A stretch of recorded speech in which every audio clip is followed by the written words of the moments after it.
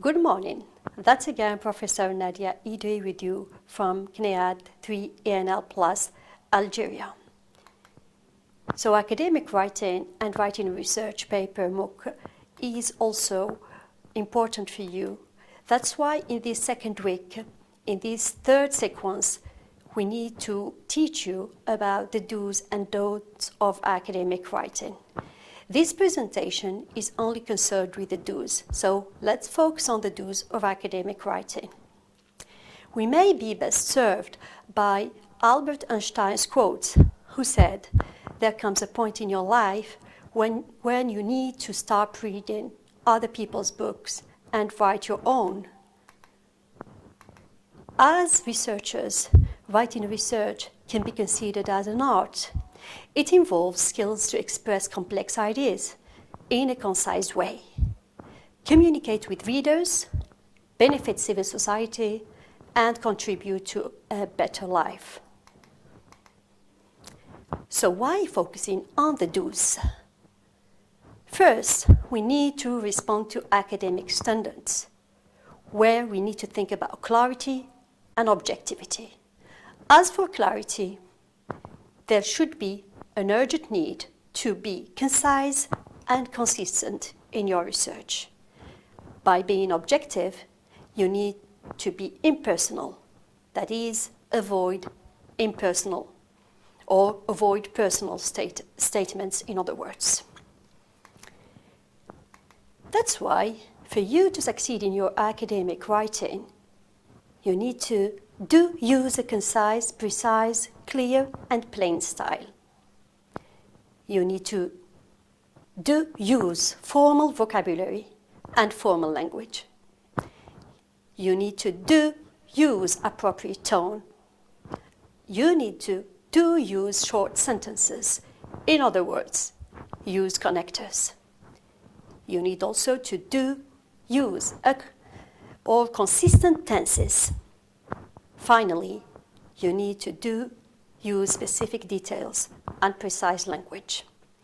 Let's see all these do's one by one with consistent examples for you to understand in a better way what academic writing should look like. First, use concise, precise, clear, and plain style. To be clear, you need to use simple, direct language and avoid unnecessary complex sentence structures.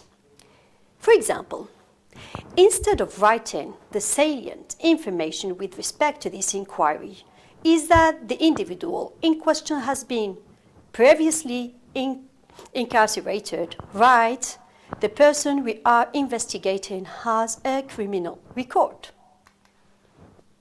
You need also to be concise, that is, instead of writing, "in order to" or "due to the fact that," use "to" directly or "because." This is shorter and more concise. For example, "in order to improve students' outcomes, we will implement a new program." Could be revised as, "to improve students' outcomes, we will implement a new program."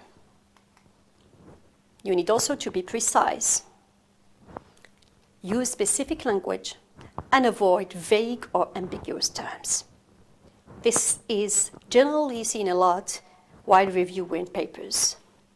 For example, instead of writing, "the data suggests that there is a problem," which is something too vague, write, "the data indicates a 20% increase in error rates over the past years." And here we provided more details to the statement.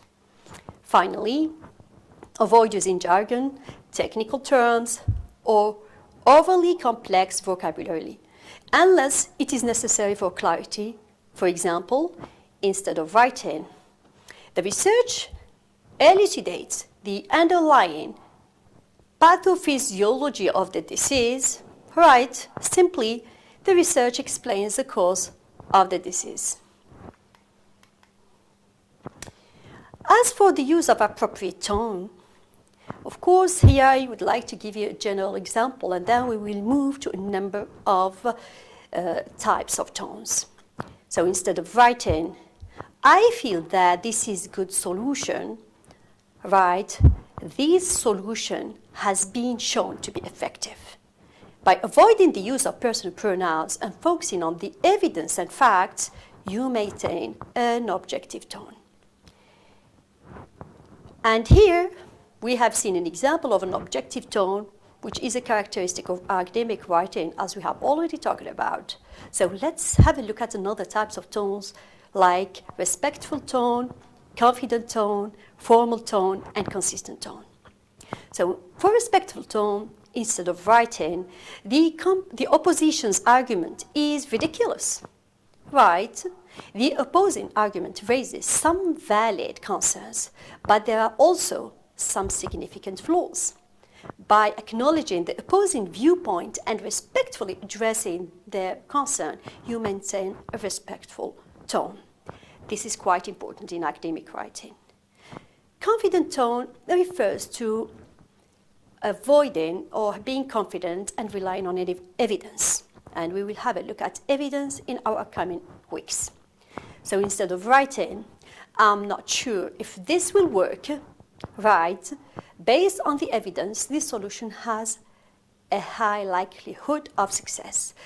By using confident language and relying on evidence, you maintain a confident tone. Using formal tone is also part of the characteristics of academic writing. So instead of writing, hey, everyone, check out my research paper, right? Please find attached my research paper for your review. By using more formal language, you maintain a formal tone. Finally, using consistent tone throughout your writing, maintain a consistent tone that is appropriate to academic writing. So avoid switching between formal and informal language or between objective and subjective language, as this can be jarring and confusing to your reader. Now, being impersonal is important in academic writing. So, to be impersonal, here we have some examples for you. So instead of writing, I think that this approach is the best, right? Research suggests that this approach is the most effective. Instead of writing, I found the results to be surprising, right? The results were unexpected. Again, instead of writing, I interviewed several participants, right? Several participants were interviewed. Instead of writing, in my opinion, this is the best way to approach the problem, right? The most effective approach to the problem is, finally, instead of writing, I believe that more research is needed, right? Further research is necessary. In order to succeed your academic writing style, try to use short sentences through the use of connectors. Let's give an example of an original sentence and a revised sentence to better show the importance of using short sentences and using connectors.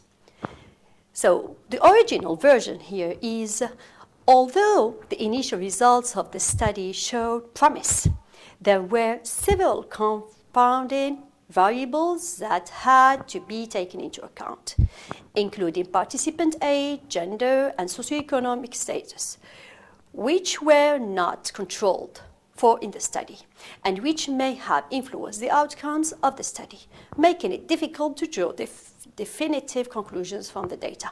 You might see that it is too difficult for me to read it once. But if I read the revised version, see my performance even as a reader. Although the initial results of the study showed promise, there were several confounding variables that had to be taken into account. participant age, gender, and socioeconomic status were not controlled for in the study and may have influenced the outcomes, making it difficult to draw definitive conclusions. Let's move to the use of consistent tenses. This point is extremely important in academic writing. Let's see an erroneous sentence, a corrected sentence, and why we have opted for this choice. That is the explanation. The erroneous sentence says, the experiment was conducted to investigate the effects of sleep deprivation on cognitive performance. Participants were asked to perform a series of cognitive tasks, and the results show that sleep deprivation has negative impact on cognitive performance. The corrected version is, the experiment was conducted to investigate the effects of sleep deprivation on cognitive performance. Participants were asked to perform a series of cognitive tasks, and the results show that sleep deprivation has negative impact on cognitive performance. You might notice that we changed the simple present tense to the past tense here. So the first sentence uses the past tense, was conducted, while the second sentence uses the present tense, show. To maintain consistency, the second sentence should use also the past tense, since it refers to the same experiment. Now, using specific details and precise language also is needed in academic writing, and it's part of the do's. Let's also go back to erroneous, corrected, and explanation sentence part. So for the erroneous sentence, we have the article discusses the benefits of exercise. The corrected version, the article discusses the benefits of regular exercise, including improved cardiovascular health, increased muscle tone, and reduced stress levels. How do we explain this? The corrected sentence provides specific details about the benefits of exercise rather than making a general statement. Final notes might include, for global use of the language within a global academic community, communication of meaning is a key. As higher education and the global publishing industry is being Englishized, researchers now write for global heterogeneous academic audience, where the L2 English academics are now in the majority and not in the periphery. So other guidelines, therefore, must strive to be inclusive and reflective of the 21st century English used for global research and publication purposes. To conclude, it can be true that academic writing is complex and demanding skill that can require attention to detail, precision, and adherence to the best practices in academia. This week provided you with the necessary tools to succeed in our academic writing journey. We will go to the next level and deal with the stages of academic writing in our subsequent week. But of course, before all, we need to deal with the don'ts, which will be our next video. So thank you for watching, and meet you in my next video that deals with the don'ts of academic writing.